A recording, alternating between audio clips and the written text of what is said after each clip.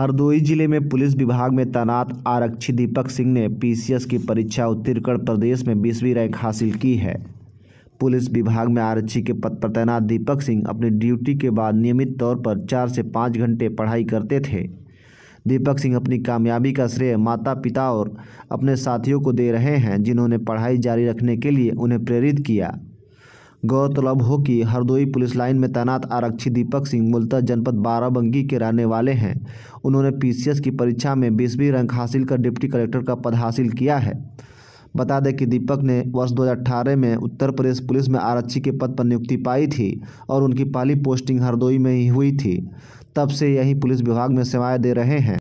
दीपक सिंह बताते हैं कि कहीं वो अपने लक्ष्य से भटक न जाएं, इसके लिए उन्होंने अपने बिस्तर के पास एक वाइट बोर्ड रख लिया था, जिस पर ना मिटने वाले मार्कर पेन से एसडीएम लिख लिया था।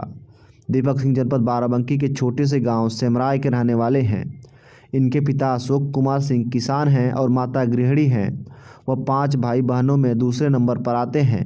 दीपक सिंह बताते हैं कि उनके गांव व परिवार में वह पहले ऐसे शख्स हैं जिन्हें सरकारी नौकरी पाई है और अधिकारी बने हैं। सर, सबसे पहले जैसा आपको पता है कि मैं उत्तर प्रदेश पुलिस में आरक्षी पद पे तैनात हूँ। 2018 से मैं आरक्षी पद पे हूँ। तो सर कल जब रिजल्ट आया तो सबसे ज़्यादा खुशी मेरे साथ के लोग थे, मेरे घर वाले थे। तो सर एक लंबी जर्नी रही है उत्तर प्रदेश कांस्टेबल से लेकर डिप्टी कलेक्टर बनने में, और सबका सहयोग रहा, ईश्वर का, माता पिता का, भाई बहनों का और दोस्तों का, और ख़ासकर मेरे पुलिस विभाग के जितने भी लोग थे, जिन्होंने मुझे हर क्षण मोटिवेट किया कि आप आगे बढ़ सकते हैं, और मैंने उस चीज़ को फॉलो किया और मैं आज आपके सामने डिप्टी कलेक्टर के रूप में बैठा हूँ।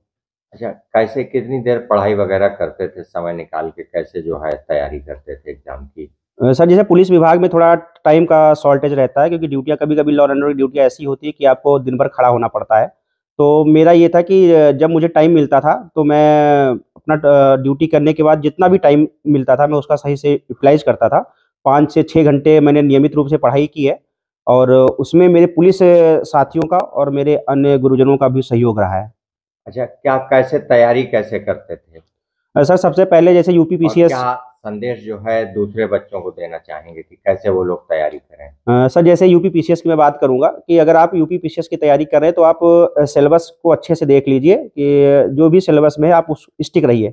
ज़्यादातर कोशिश करिए कि उसी को पढ़िए, उसी से संबंधित जो शॉर्ट नोट्स है वो बना लीजिए। बात रही युवाओं की, तो मैं यही बोलूँगा कि आप सपने देखिए, बड़े सपने देखिए, और आपने अगर सपने देखा है तो वो सोच लिए सपने अपने हैं।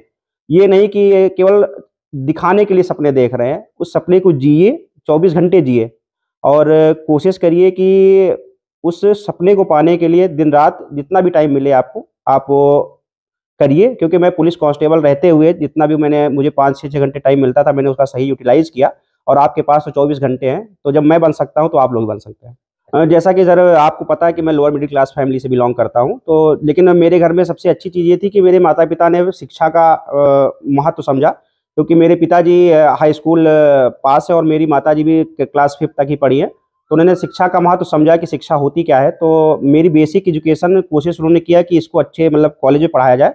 तो मैं अपने गृह जनपद बाराबंकी से ही क्लास 6 से पढ़ रहा हूँ MRLB कॉलेज में, और मैं 12th तक पढ़ाई वहाँ की। तो मुझे लगता है कि मेरा बैकग्राउंड इतना अच्छा नहीं था, लेकिन माता-पिता के सहयोग से और उन्होंने एडजस्ट करके ही मुझे पढ़ाया। सर, जैसा कि जब मैं मेरी पोस्टिंग हुई हरदोई ज़िले में, तो हरदोई ज़िले में ये लाइब्रेरी अभी 1.5 साल पहले बनी है। तो ये तो हम लोगों के लिए एक कहीं न कहीं वो हम लोगों के लिए आशीर्वाद वो उसके लिए था, क्योंकि उस टाइम के जो कप्तान साहब राजेश द्विवेदी साहब थे, और हमारे जो सीओ साहब उस टाइम के थे विकास जायसवाल जी ने, उन्होंने इस लाइब्रेरी का बनवाया, जिससे पुलिस के लोग और जो पुलिस परिवार के लोग हैं वो पढ़ सकें। और उसके बाद जो वर्तमान कप्तान साहब हैं केसी गोस्वामी जी और सीओ अंकित मिश्रा जी, उनका भी योगदान है कि लाइब्रेरी अच्छे से चल सके और यहाँ के बच्चे आगे भविष्य में भी अच्छे-अच्छे पद पे पहुँच सकें।